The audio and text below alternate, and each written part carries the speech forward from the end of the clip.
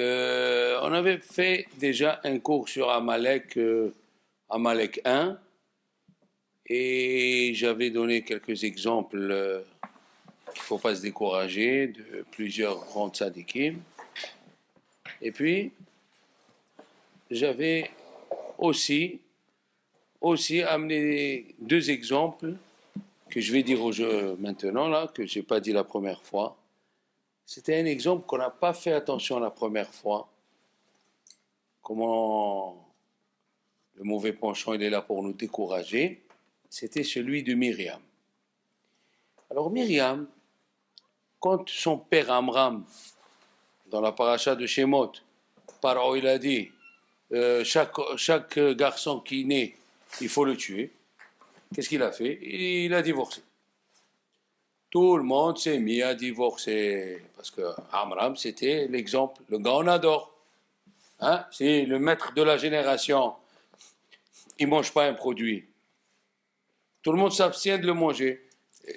Une fois, c'est arrivé que Rav Moshe Feinstein, il a pris une boîte de lait, kasher. Il a pris dans la main, il a fait comme ça, il a posé. Un qui était là-bas, il a compris que la cache-route n'était pas bien. Il a dit à son copain, tu sais, aux États-Unis, les médias, waouh, Kola Olam, le monde, toute l'Amérique, elle a dit que Rav Moshe Feinstein, il a dit que ce lait, il n'est pas bien. Il a confirmé.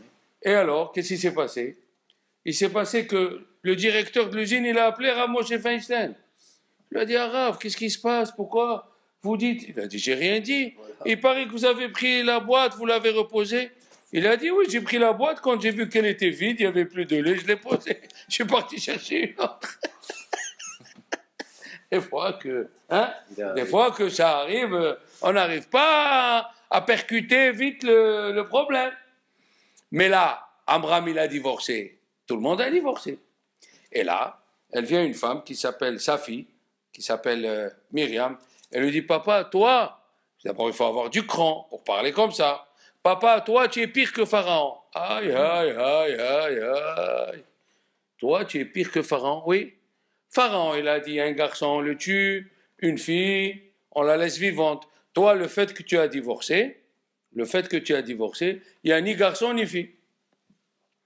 Il lui a dit, ma fille, tu as raison. Il s'est marié. Il s'est plutôt remarié avec Yochevet. Oui. Et alors, il a eu Moshe. D'accord? Avant de continuer, d'abord... Amram, c'est pas le père de... Amram. Amram, c'est pas le père de Myriam? C'est le père de Myriam, c'est sa fille. J'ai dit c'était sa fille. J'ai dit, Yochevet. Eh bien, Yochevet, c'est pas Myriam. C'est qui l'aîné? C'est Moshe ou Myriam? Aaron. Myriam, Moshe. Non, c'est bon. Bon, mais c'est pas grave. Tu vois, quand on n'a pas les enfants. Bon, alors on continue. Les amis, on continue. D'abord, une chose, viens, on va comprendre. Qui c'est la femme, je dis, qui va accepter si un docteur lui dit, tu sais, tu peux avoir un enfant, mais on ne sait pas s'il va être trisomique ou pas. Qui c'est que cette femme qui va tomber enceinte? Surtout si elle a eu des enfants déjà. Pourquoi elle va entrer dans un risque? Si tu n'avais pas d'enfant, je peux plus ou moins comprendre. Mais alors qu'est-ce qu'il a fait Myriam? Qu'est-ce qu'il a fait Amram? Il avait des enfants. Pourquoi tu repouses? Le soir, il dit une chose extraordinaire qui va nous éclairer avant de continuer le cours. Le Ben Ish Haïdi alav shalom dans la paracha de Vayelech. Mais alors là, il dit là-bas, toute la Torah, quand elle dit quelque chose, il y a un sens littéral, un sens profond, un sens midrashique et un sens d'allusionniste. Bon, pas illusionniste, d'allusion. Il dit, pourquoi on amène les petits-enfants une fois tous les 7 ans à la paracha de Hakel? Et la Gemara, elle répond, l'iten sechar le mivihem, pour donner une récompense à ceux qui l'ont amené. Quelle est la récompense? La Gemara, elle part là-bas, elle allonge. Bon, le Ben Israël dit une chose qui est intéressante aussi. Il dit en première explication que quand les enfants ils font du bruit, tu fais une mitzvah, tu as plus de récompense. Hein? Contrairement à ce qu'on pense, laisse-moi, prends les enfants, pas du tout. Quand un enfant, il est là, il t'embête et tu t'énerves pas, c'est une avodat Hashem. Quand un enfant, il est là, il fait du bruit, et tu fais ton birkat Amazon et tu restes calme, ça c'est avodat Hashem. C'est la première explication. Il a donné une deuxième explication kabbalistique. Il a dit, une neshama ne peut rentrer à Olam Haba que si elle passe par ce monde, même si c'est une fausse couche. Ah, voilà. Là, on change déjà le pshat, on change le sens qu'il a compris Amram. Elle lui a dit, Myriam, même si c'est un garçon, et il va le tuer, tu auras une récompense. Parce que ce garçon n'aurait pas pu rentrer en Olam Haba s'il ne passe pas par Olam Hazé. Donc même les femmes qui ont fait une fausse couche, ils ont une récompense. Les femmes qui disent qu'on a fait une fausse couche, on n'a pas amené un bébé, c'est faux. Ce bébé, pour rentrer à Olam Haba, il doit passer par ton ventre et passer à Olam Hazé. Même s'il n'est pas sorti. Même s'il n'est pas sorti, il n'est pas né. J'ai un ami, il a eu ça 9 mois. Là, voilà. Les avisra. Mais nous, ce qui nous incombe le sujet de Amalek du premier cours, Amalek numéro 1, c'est le découragement, n'est-ce pas? Donc, Amram a écouté sa fille et elle a épousé, il a réépousé Yochevet et il a eu Moshe. Elle l'a caché 3 mois, oui, pendant 3 mois. Et après, le 6 Sivan, c'est extraordinaire, parce que le Kliakar, il a une explication fantastique. Myriam, qui était prophétesse, elle a vu la lumière que Dieu a cachée dans la création, qui était la lumière avec quoi les tzadikim, ils voient le monde et dans la Torah, Dieu a caché cette lumière. Et quand il est né Moshe, cette lumière est revenue dans la salle. La chambre, elle s'est remplie de lumière. Et comment la Torah, elle dit ça? Elle a vu que l'enfant Kitov, il y a écrit Kitov. Et la Torah, elle s'appelle Kilekahtov. Et dans la création, c'est écrit Vayar Elohim Kit et Or Kitov. Mais, ce qui concerne notre sujet, elle l'a mis dans le berceau, elle l'a mis dans le berceau et elle l'a renvoyé. Qui c'est qui est venu lui parler à l'oreille? Vous n'êtes pas au courant? Amram, son père. Il lui a dit maintenant, à quoi il a servi ton conseil? Voilà, Alpi Kabbalah, ok. Selon la Kabbalah, c'est bien. Mais maintenant, celui-là que tu as gardé 3 mois, et que tu as parlé, que c'est bien de reprendre et de reprendre. Il a eu sa réponse qu'après. C'est venu décourager Myriam. Et maintenant, on comprend Myriam. Myriam, elle est partie au bord du fleuve. La émouna qu'elle avait, que ce qu'elle a vu, c'était pas du mensonge, que ce qu'elle a vu, c'était la lumière véritable. C'est elle qui est partie. C'est pas Aaron qui est parti surveiller son frère. C'est pas la mère qui est partie surveiller son frère. C'est la sœur qui a vu la prophétie. La sœur dont le père lui a dit « Et maintenant ?»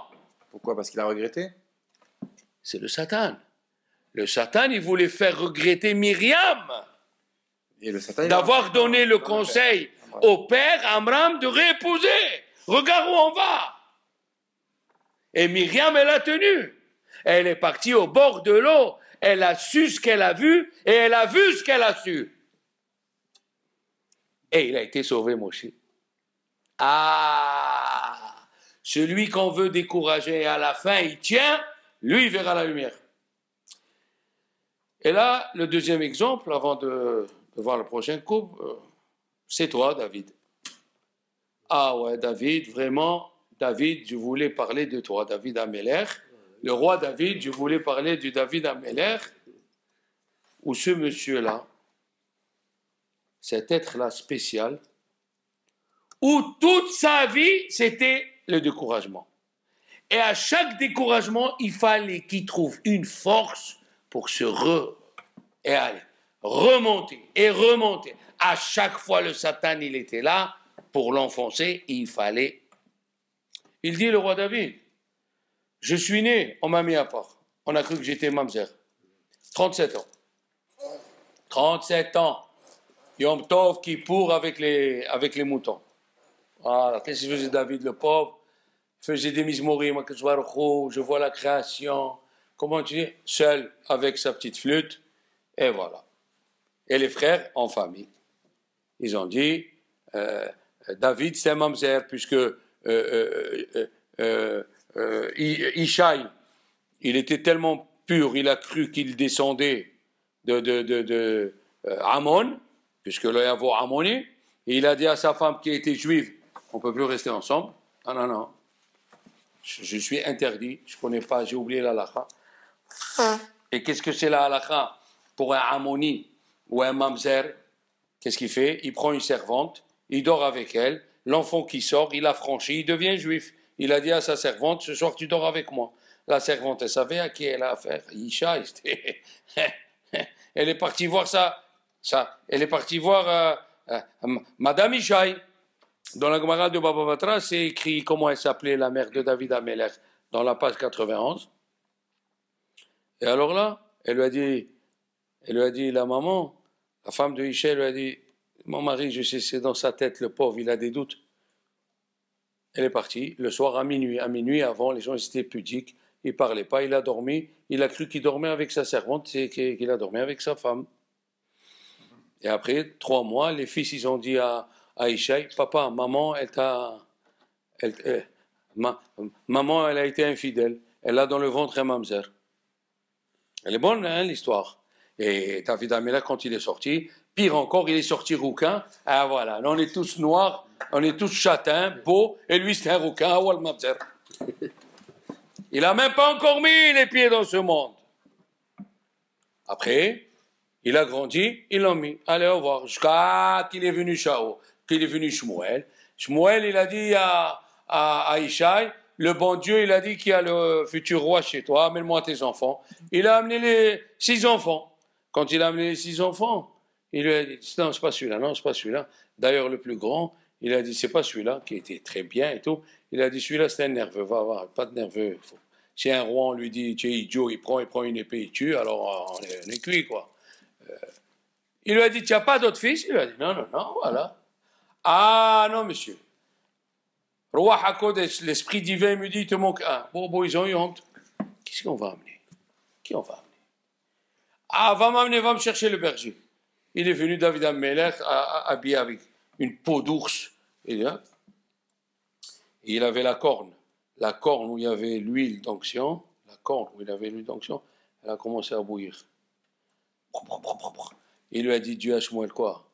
Le roi, mon roi, il est debout, toi tu es assis, lève-toi devant mon roi. Il s'est levé, il lui a mis une goutte sur le front, et la goutte, elle a commencé à fabriquer d'autres gouttes d'huile, et elle a fait le tour comme une couronne. Et quand il a fini, qu'est-ce qu'il a dit, David? Bon, c'est fini parce que moi j'ai des moutons à traire. Anav, David Amelech, Anav. Et après, voilà, après toute sa vie, c'était Shaoul, il a entendu que David, il était roi, il a commencé à le poursuivre. Il n'a pas fini de trucs, il y a eu les guerres. Il n'a pas fini les guerres, c'était son fils, Avshalom. Avshalom, son fils, poursuivait le père, mon Dieu. Et quand il était berger, il a fait un mismor, David Amelech. Et dans le mismor, c'est écrit Vesahakubi yoshve shechar. Les gens dans le village, quand ils avaient un problème, ils disaient, c'est David. On a volé une brebis, c'est David. Le lampadaire de la fontaine, il est tombé, c'est David. C'est un bouc émissaire. Un bouc émissaire, toute sa vie. Et il fallait qu'il trouve. Imagine-toi, tu t'imagines, il est sorti. David Amelech est sorti de la ville quand son fils le poursuivait à David Amelech. Tu t'imagines, un fils qui poursuit son père pour le tuer.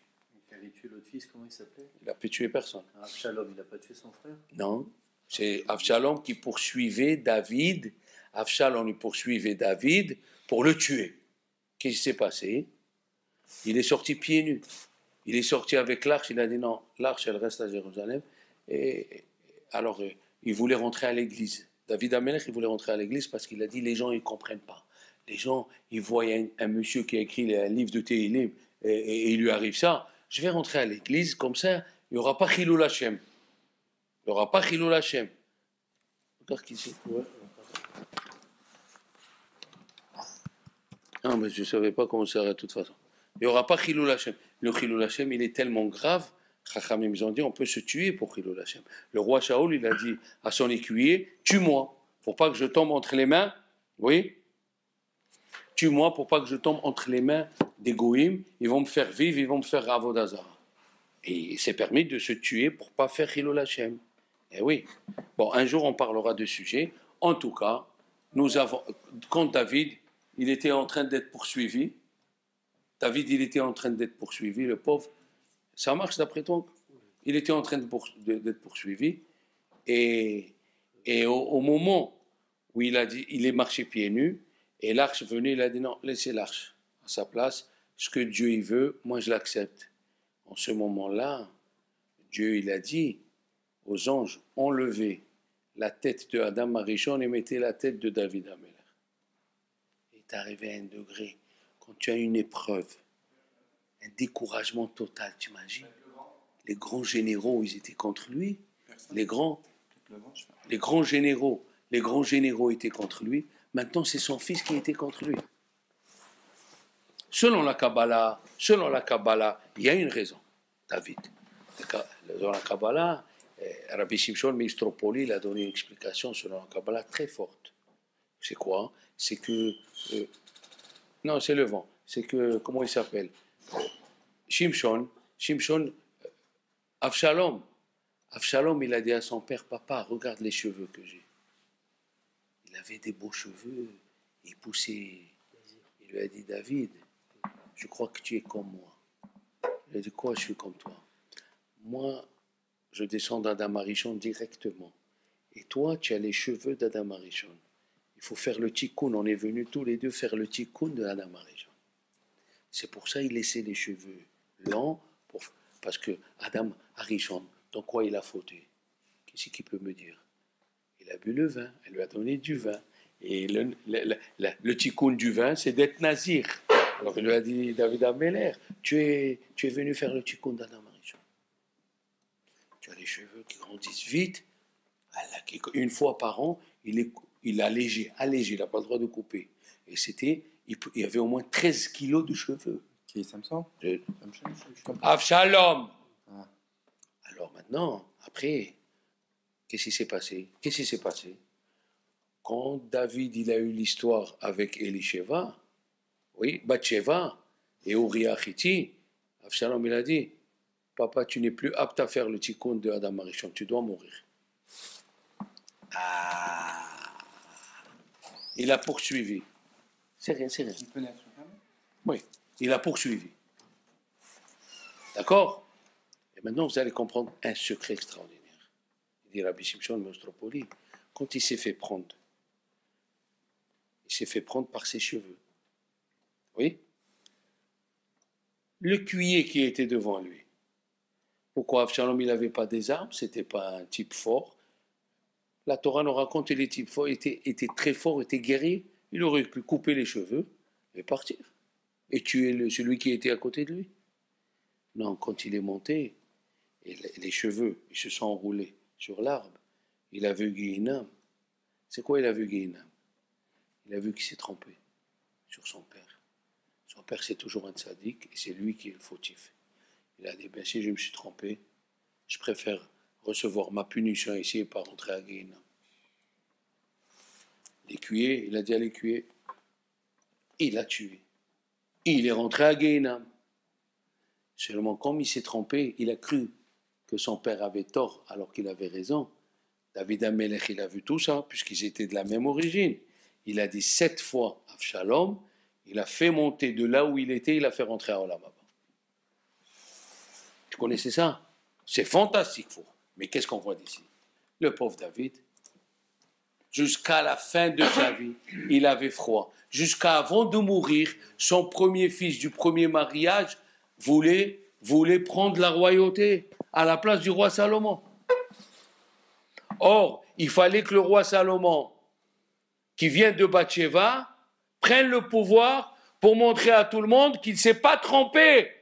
Il a juste fait une faute moralement, mais il n'a pas fait Shetish. D'ailleurs, le deuxième enfant de Bathsheba, c'était le roi Salomon. Et il est monté dans le trône. Et comment un mamzer, il va monter dans le trône? C'est quoi cette histoire-là? Toute sa vie, le roi David, jusqu'à sa mort, il était poursuivi. Il a gagné une chose. le fait qu'il ne se décourageait pas, c'est facile le découragement, tu essaies. Un type, il veut faire un trou dans un mur. À la 20e fois, qu'est-ce que tu vas faire? Oui? Qu'est-ce que tu vas faire? Lui, non, il ne se décourageait pas. Et le fait qu'il voulait faire le tikkun d'Adam Arishon, qu'est-ce qu'il a fait Adam Arishon? Il a amené la mort. Et David Amelech ne dormait pas une demi-heure pour ne pas goûter la mort. Eh bien, qu'est-ce qu'on dit tous les Birkat Levana? David Amelech, David, Melech Israël, Haï Vekaya, il a fait le tikkun. David Amelech, Haï. Pour avoir ce mérite, le Satan, il a tout employé. Les femmes, les enfants, les parents, les juifs, les généraux, les Philistins. Il a tout employé pour décourager David. Et David, il a tenu. David, il a tenu. Adasof. Comme Rachel Menou. Ouais. C'est ça qu'il faut retenir. C'est la première bataille de Amalek, comme on l'a dit au début, c'est de refroidir la personne. Bon. Maintenant, comme c'est la paracha de Zachor, on va parler un peu plus haut que ce qu'on vient de dire. Ça, on va dire, c'est le sens littéral. Mais le sens littéral, il est accroché à ce qu'on va dire. Hachamim, ils disent que Dieu, il dit « Zachor et asher lecha Amalek ». Rappelle-toi ce qui t'a fait Amalek. Derrière, quand tu es sorti, Betzetchem et Misraïm. Rappelle-toi. Ok. Et d'ailleurs, nous voyons Yitro, Vaishma Yitro. Rachel dit qu'est-ce qu'il a écouté? Il a écouté Mashemu Hashama, Kireat Souf ou Milchemet Amalek. Il a écouté la traversée de la mer Rouge et la guerre de Amalek. C'est vrai que la Torah, sous-entendu, nous explique on peut voir des miracles comme la traversée de la mer Rouge et ne pas changer et rester Amalek. Parce que nous allons voir, Amalek, il est en nous. Comment? À la fin du cours, si Dieu veut, si on arrive à tout dire. Mais on peut voir des miracles et ne pas changer. C'est pour ça que Dieu ne peut pas faire des miracles, parce qu'il connaît la nature de l'homme. Il connaît la nature de l'homme, malheureusement. L'homme, il peut voir, les Juifs, ils ont vu des miracles, les 10 plaies, la traversée de la mer, tout. Ils sont arrivés au degré d'Adam Arishon et ils ont fait le veau d'or. C'est vrai qu'ils ont fait le veau d'or. Les Chachamim me disent que ce n'était pas vraiment une avodah zara, c'était une représentation de Moshe, mais ce n'était pas ordonné par Dieu. Comme ça, il dit le Kuzari, comme ça, il dit le Beth Levi, comme ça, ils disent beaucoup de commentateurs. C'était logique ce qu'ils voulaient, on l'a parlé déjà l'autre fois dans le cours, mais ce n'était pas ordonné par Dieu. Et ce n'est pas ordonné par Dieu, donc c'est assimilé un peu à la avodah zara. Parce que si c'était vraiment de la avodah zara, il fallait tuer tous les Juifs, pas que 3000. Mais une chose, on va comprendre. Moshe, quand Dieu lui a dit va faire la guerre dans Amalek, il a pris avec lui Aaron et Hur. Il lui a dit monte au sommet de la colline. D'accord? Comme ça, c'est écrit, d'ailleurs, on va le lire à Purim. Il est venu à Amalek. Vous savez d'où il est venu? Il a fait 600 parsans. Et chaque parsan, c'est 4 km. Ça fait combien? 2400 km, il est venu. Pourquoi? Comme ça. Pour affaiblir, d'abord on a parlé, pour décourager et affaiblir et refroidir. Mais là, on va voir autre chose. On va voir autre chose si on a le temps. Qu'est-ce qu'il fait Moshe? Il dit à Yoshua, choisis-nous des gens. Pourquoi il dit à Yoshua? Et pourquoi il lui dit choisis-nous? 2 questions.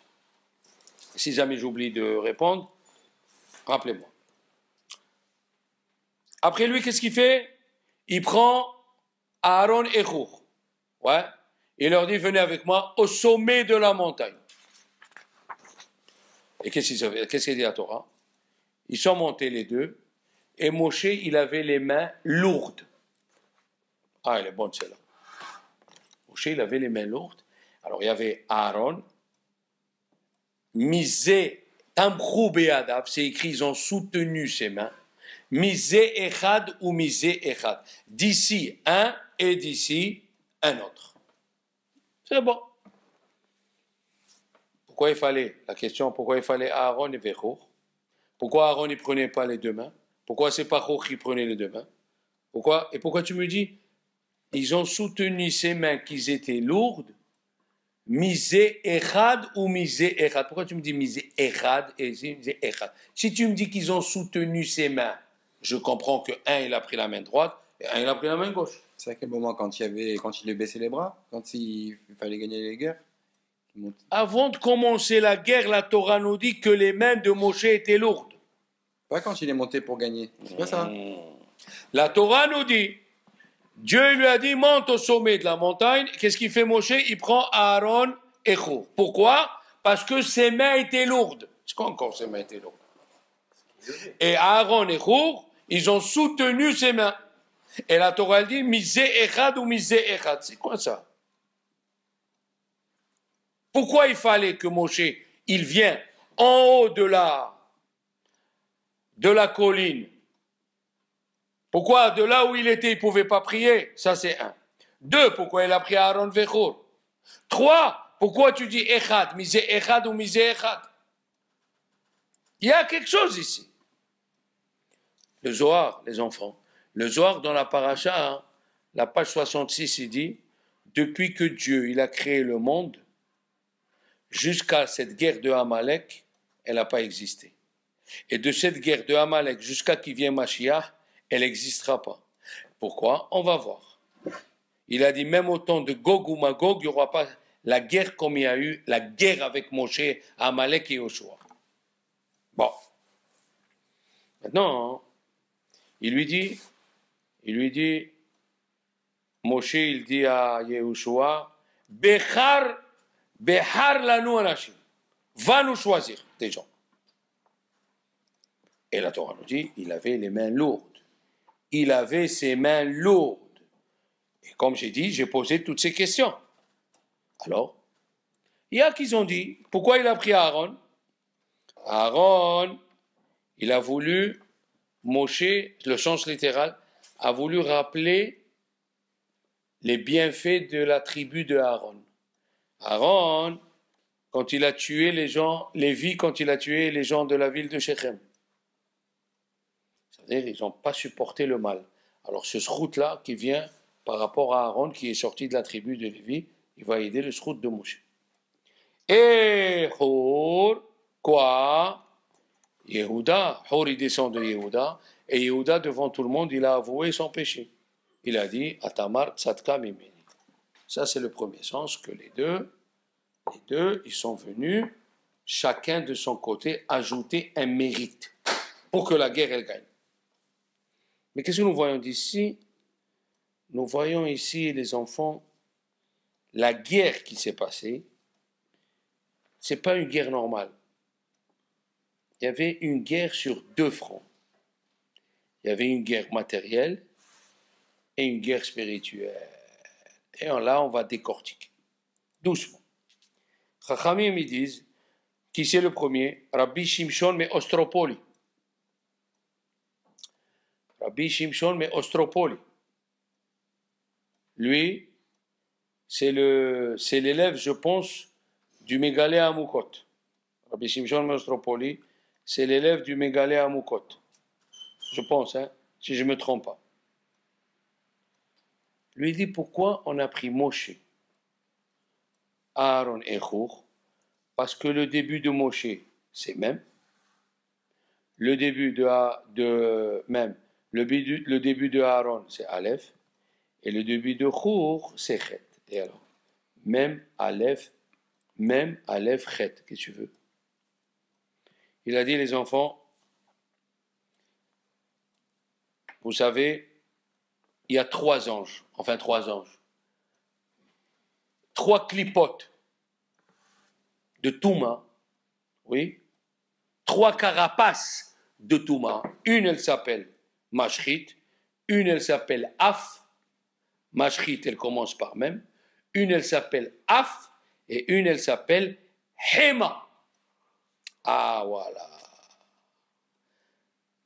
Al-Rosh Hagiva. Il faut attaquer le chef de cette colline. Ces trois anges-là. Mashhit Avehema. Alors là, il faut me suivre. D'accord? Il faut me suivre. Jusqu'à la fin. Chachamim, ils disent, ces trois anges-là, on dit tous les soirs, Ve'urahum Yechaper Avon, Velo Yashhit, c'est Mashhit, Velo Yashhit, Velo Yashhit, Ve'irba Leashiv Apo, Af, Velo Ya'ir Kol, Hamato. Donc on a, dans le Pasuk, Ve'urahum Yechaper Avon, pourquoi on le fait le soir? Pourquoi on fait ce verset? Parce que tous les nouvelles âmes qui vont rentrer à Guéhinam, elles rentrent le soir, et c'est ces trois malachim qui les reçoivent. Et comme nous, on va dormir, on ne sait pas si on va se réveiller, on fait dans la Hamida, Ve'orahum, Akadosh Baruch Hu, sauve-nous de ces trois carapaces. Quels sont ces trois carapaces? Ve'orahum, Yechaper Avon, Velo Yashhit, Yashhit c'est le Mashhit, Velo Yashhit, Ve'irba, Leashiv Apo, Af, Velo Ya'ir Kol Hamato. Et c'est pour ça, les enfants, est-ce que le vendredi soir on dit Ve'orahum? Pourquoi? Parce que vendredi soir, Guéhinam il est au repos. Ah, c'est pour cela qu'on a fait le cours de Shalom Baïd. Quand tu t'énerves, Dieu il éteint le Guéhinam et toi tu l'allumes. Et alors, voilà la conséquence. Puisque tu l'allumes, ces trois anges qui sont au repos, tu les amènes pour allumer le feu. Qu'est-ce qui se passe? Il dit le Zohar, ça je ne vous l'ai pas dit le dernier cours. Il dit le Zohar, celui qui profane Shabbat en s'énervant ou en faisant du travail Shabbat, lui, le Guéhinam, il est ouvert Shabbat pour lui. Ah, elle est bonne, hein? D'habitude, celui qui va à Guéhinam, le Shabbat, il est au repos. C'est pour ça qu'on ne dit pas Ve'orahum Yechaper Avon. Et c'est pour ça qu'on dit... C'est pour ça que dans le Shabbat, on dit juste Veshamero Bene Israël et ta Shabbat la asot. Pourquoi? Le Shabbat, le fait que Dieu il dit à ces trois anges de se reposer, on n'a pas besoin de dire Ve'orahum Yechaper Avon. Le fait que tu es Shomer Shabbat, le Shabbat il te protège. D'accord? Non. Chachamim ils disent à quoi? Surtout ces trois anges, ils viennent sur quoi? Surtout ces trois anges. Il a dit, ils viennent à cause des trois péchés capitaux. Shefichut Damim, si tu as tué. Avodah Zara, si tu as fait de l'idolâtrie. Giloy Arayot, si tu as fait l'inceste. D'accord? Ces trois péchés. Mais attention, chacun son degré. C'est-à-dire un rabbin, un Moshe Rabbeinu, on ne va pas lui dire, tu as tué. Mais s'il a fait honte à quelqu'un, on va lui dire tu as tué. Chacun son degré. Tu comprends? On ne va pas dire à un juif religieux qui met les tefilines de Rabbeinu Tam, tu as trompé ta femme. Alors qu'il est tout le temps à la synagogue. Mais tu vas lui dire, des fois quand tu dors avec ta femme, tu penses à d'autres femmes. Chacun son degré. D'accord? Chacun son degré. Eh oui, Dieu, il compte aussi la mahashava. Ben en général, voilà. Il dit le soir, ces trois clipotes-là, Mashhit, Avehema. Alors il fallait trois. Moshe Rabbeinu, il lui fallait trois. Qui c'est? Moshe, ça commence par même. Aleph Aaron, Hur, Hema. Et Rabbi Shimshon, Meostropoli, il dit, il continue, il dit, à la fin du repas, qu'est-ce qu'on dit, David Benita? Ah oui, mais avant Birkat, qu'est-ce que tu dis? Maïm, Aharonim, Hoba. Viens, on voit le début des lettres. Maïm, Mem, Aharonim, Aleph, Hova, Het. Pourquoi? Alors, on retrouve ces trois malachim. Qu'est-ce qu'ils sont venus? Parce qu'ils disent les chachamim, il faut donner une part au Satan. Dans tout ce qu'on fait, il faut lui donner une part pour pas qu'il vienne nous embêter. D'accord? Comment la part qu'on lui donne quand on se lave les mains? Il dit le Hida dans Ilchot Birkat Hamazon. Il ne faut pas mettre beaucoup d'eau, parce que cette eau, c'est le Satan qui la prend. Il faut mettre un petit peu d'eau. Et c'est pour ça qu'on dit Maïm, Aharonim, Hoba. Pourquoi? Il y a le même, il y a le Aleph et le Het qui viennent nous rappeler ces trois malachim qui ne viennent pas nous gâcher le repas. D'accord? Ça veut dire exactement les mots, les traductions. Maïm, Aharonim. Les os, les derniers os, il y a les premières os, c'est pour Nitida, et les derniers os, ils sont obligatoires. Oui, Hoba, c'est une obligation. Mais pourquoi Hakamim, ils ont employé ces trois mots? Il y a un secret, parce que même c'est Mashhid, Aharonim Aleph, c'est Af, et Hoba Het, c'est Hema. Viens enlever ces trois malachim de ta table. Voilà, donne-leur la part. Hein? On a vu, même à Kippour, on donne la part au Satan. Hein? On lui donne le bouc émissaire. Pour qu'il ne vienne pas accuser le repas qu'on a fait. Et c'est pour ça, plusieurs fois quand on étudie tout ça, on mange. Qui c'est qui profite? Le corps. Le corps, après on va aux toilettes. C'est du côté du Satan. Ça veut dire, ne viens pas dire qui sont ceux-là qui sont en train de lire le Zohar. Qui sont ceux-là qui sont en train de faire un cours. On lui donne sa part. Ah, Maïm, Aharonim, Hoba. Ça, c'est la première. La première, on a vu. Veorahom, Mashhid, Av, Vehema. On a vu Moshe, Aharon, Vehor, même Aleph, Het. Maïm, Aharonim, Hoba. Et maintenant, Chachamim, ils disent, c'est ça, les trois larmes que Dieu, dans la Gemara de Chagiga, il a pleuré quand il a détruit le temple. Quand il a pleuré, il a écrit Vedemoa tidma, demoa tidma, vetered aini dima, 3 fois. C'est quoi ça? C'est les trois larmes qu'il a versé Dieu, sous-entendu, c'est une image, les 3 choses qu'ils ont pris, ces 3 malachim. Ouais. Les 3 malachim, Mashhit, Af, Vehema, ils ont eu la permission de détruire le temple. Maintenant, il y a une question qui se lève. Ok. Maïm, Mashhit, Af, Hema. Très bien. Tu suis? Ouais. C'est pas très difficile, mais c'est intéressant. C'est un peu chassidique. Si ce n'est pas chassidique. Il a dit, les enfants, le Zohar lui-même nous dit, il n'y a pas que 3 malachim, il y a 4. Le 4e, il s'appelle Avon.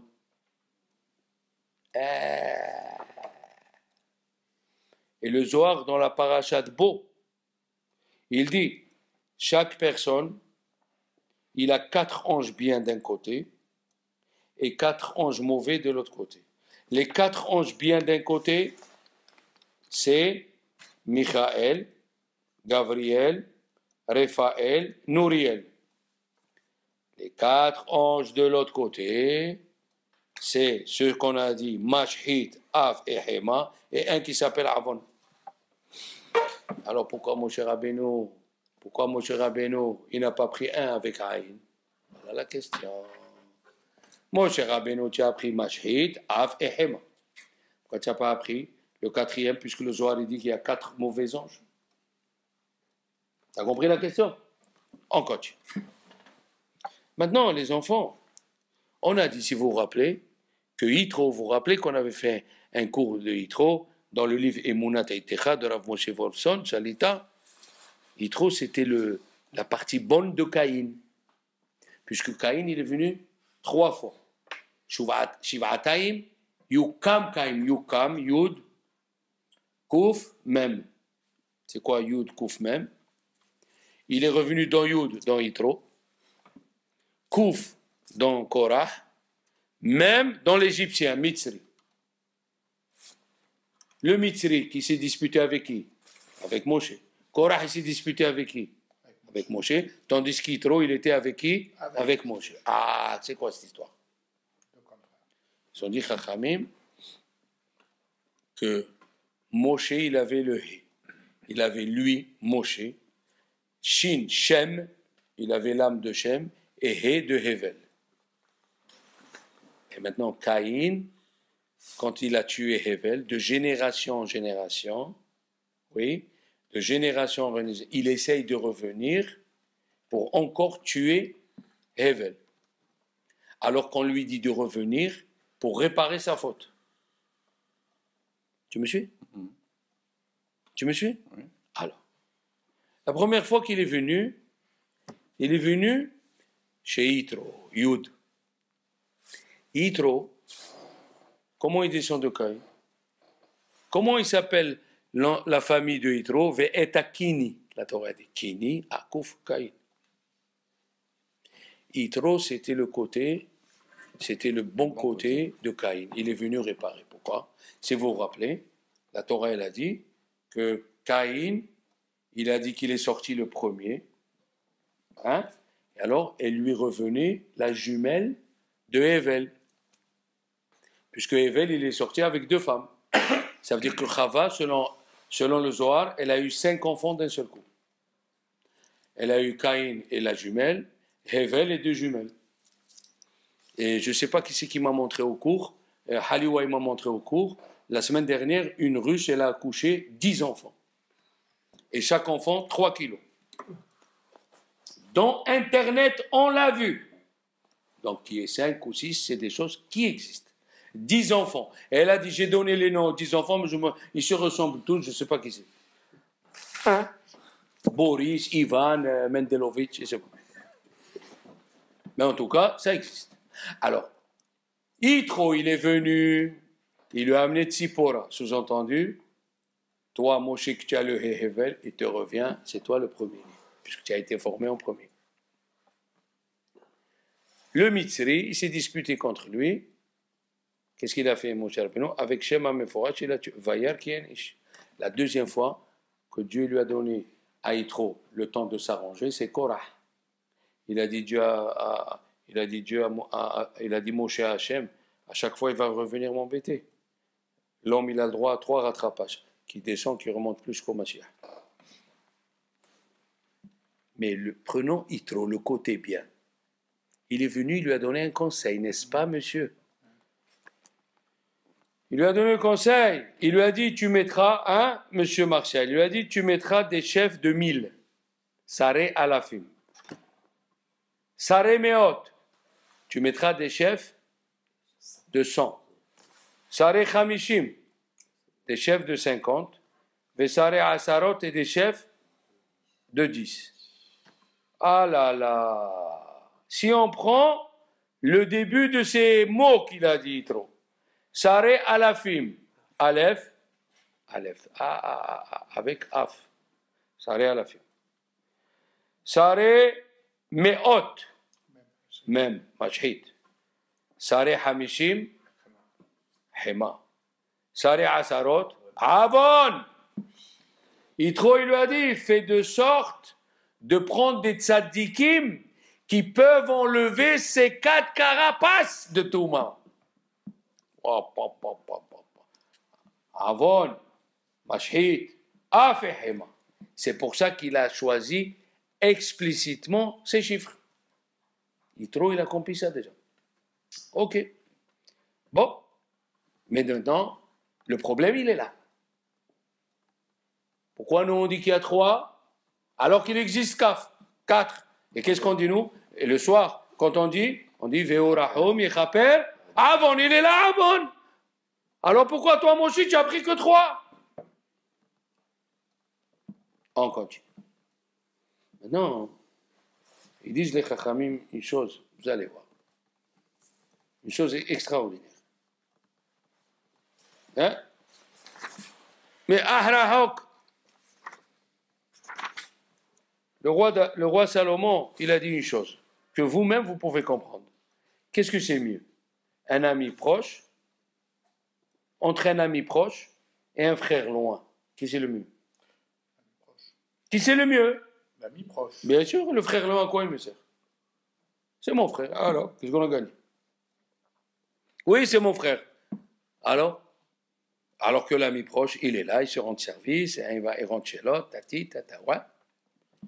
Il a dit le roi Salomon, Tov shachen karov, il vaut mieux un ami proche, mais ahrahok, qu'un frère loin. Mais même, mashhit, alef, Aleph, Af, Het, Hema.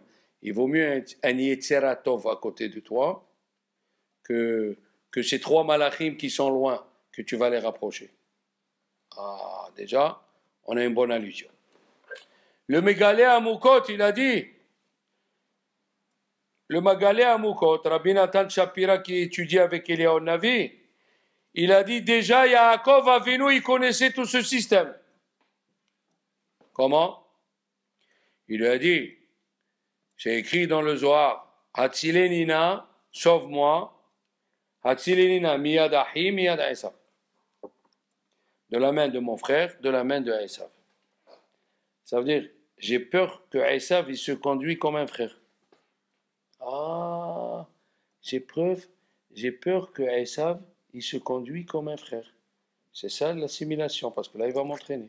Hatzileni, miyad ahi, miyad Esav. Rachid, il dit, je veux pas qu'il me tue, ni moi le tuer. Pourquoi tu veux pas le tuer? Pourquoi tu es en légitime défense? Il dit le Zohar, parce que dans la tête, on l'a dit dans 2 semaines, dans la tête de Esav, elle a été enterrée, la tête, on lui a coupé la tête. Dans la tête de Esav, ça veut dire dans la neshama de la tête de Esav, il contenait tous les convertis.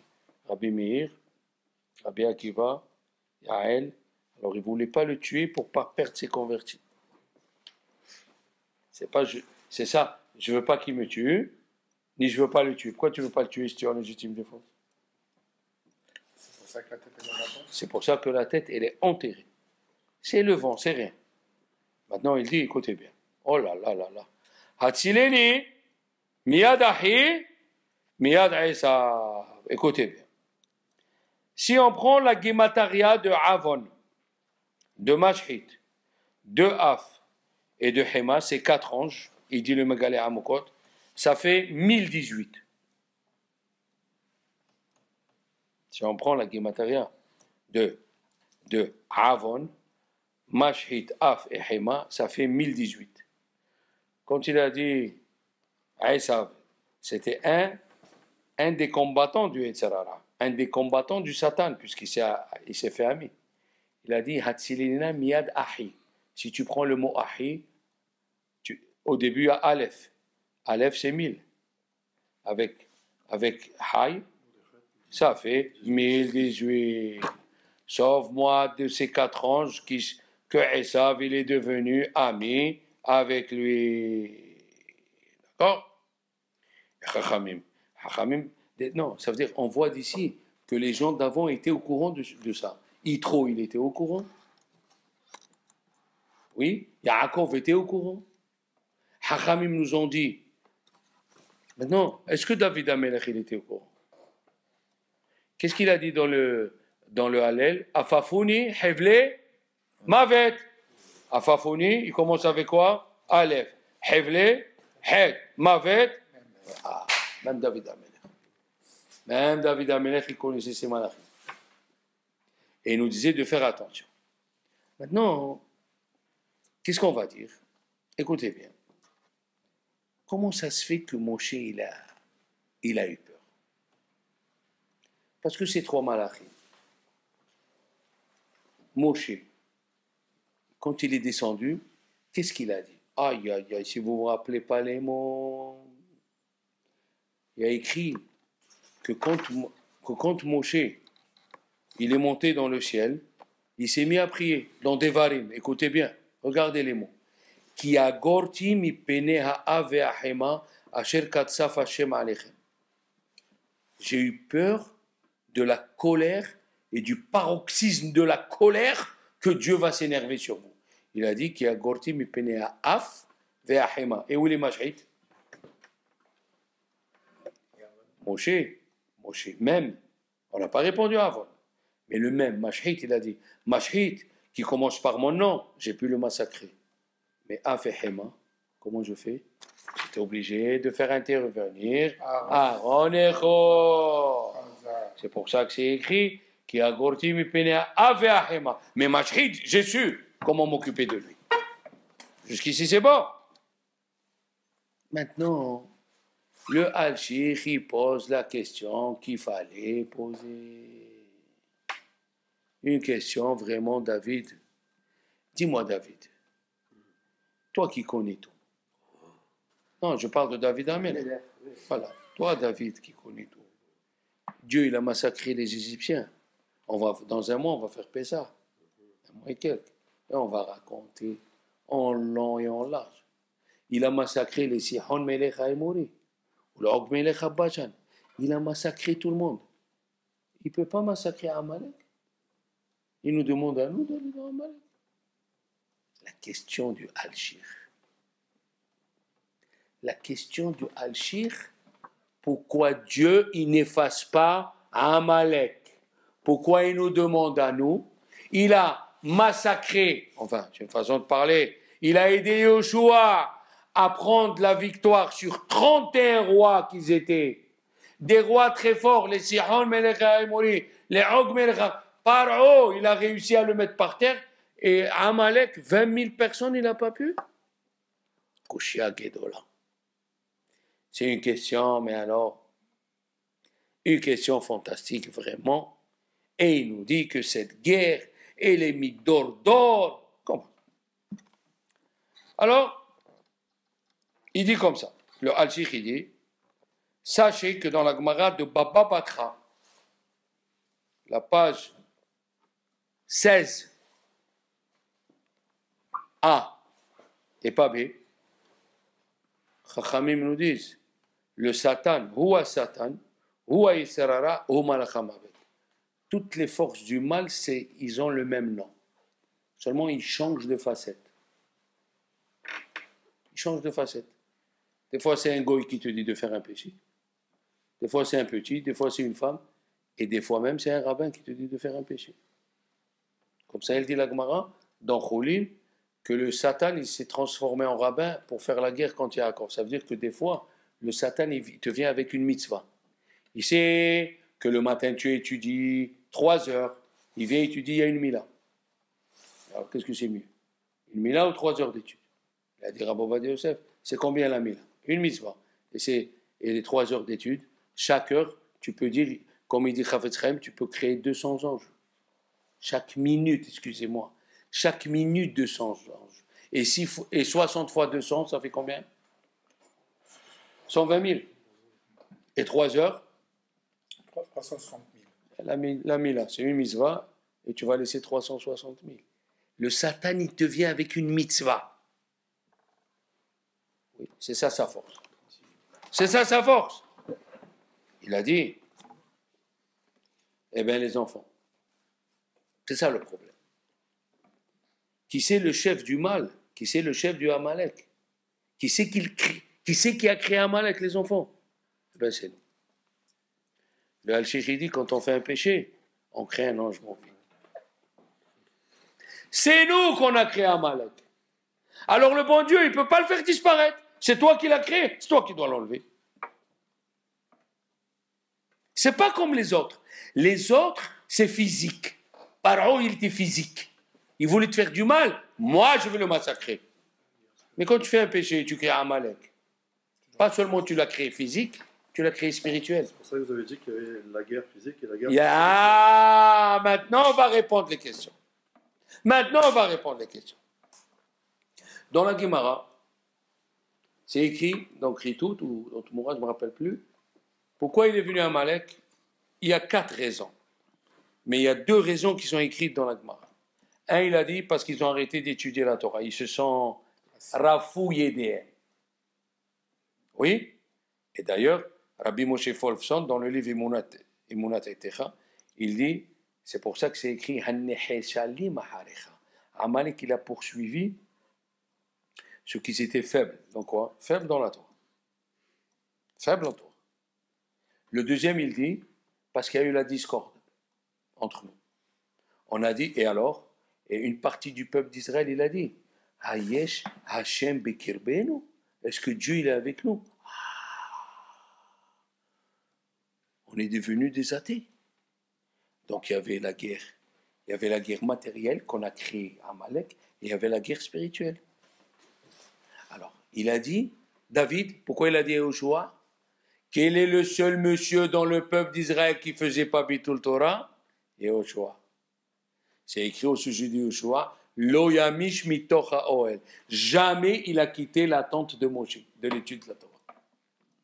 Donc, d'après celui qui dit que Amalek, on l'a créé parce qu'on s'est découragé en Torah, va nous chercher quelqu'un qui fait le tikkun en Torah.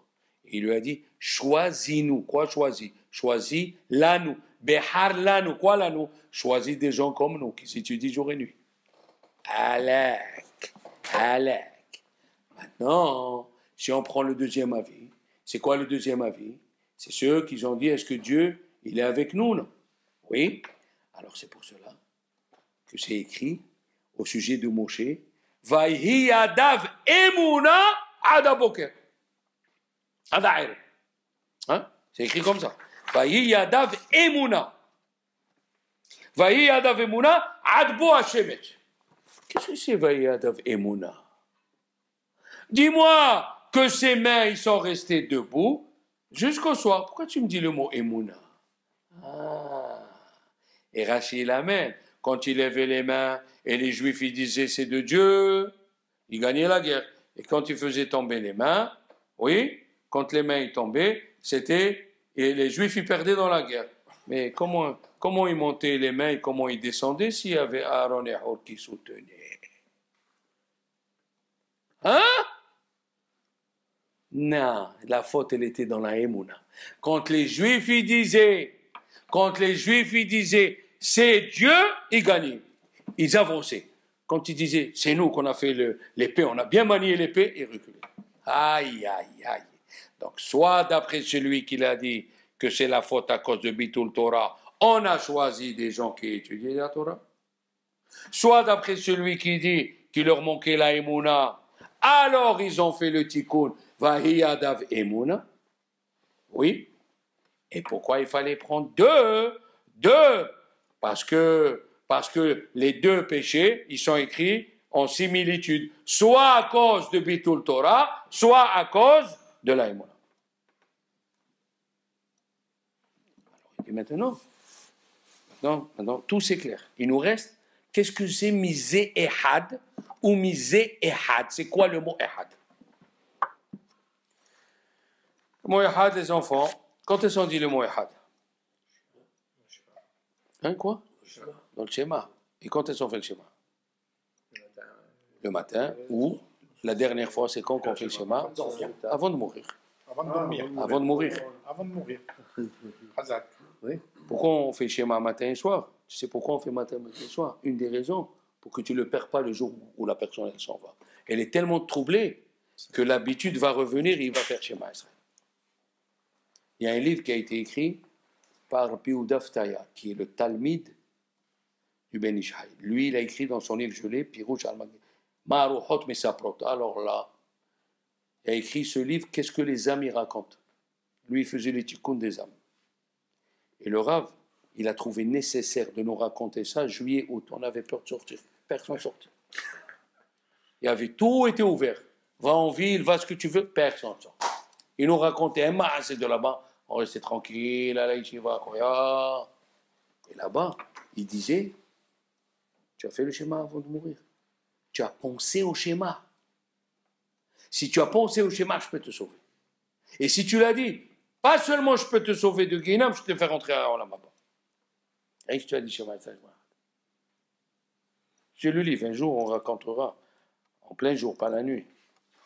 Mais ça te donne la Emouna. La Emouna. Alors dites-moi, le bon Dieu, au moment où Dieu égale. C'est le seul qu'il n'a pas voulu faire. Et qu'est-ce qu'on a fait? On l'a tué. Il est mort pour Dieu. C'est son petit-fils, Betzalel. C'est ça, Misé Ehad, celui qui a fait Ehad. Maintenant prenons Aaron. Aaron, pourquoi il n'a pas fait comme faut? Le Midrash, il a dit. Aaron, il a dit, si je meurs, on me tue. Il y a écrit dans les prophètes, si on tue un Kohen et il est prophète, Israël ne peut pas faire teshuva.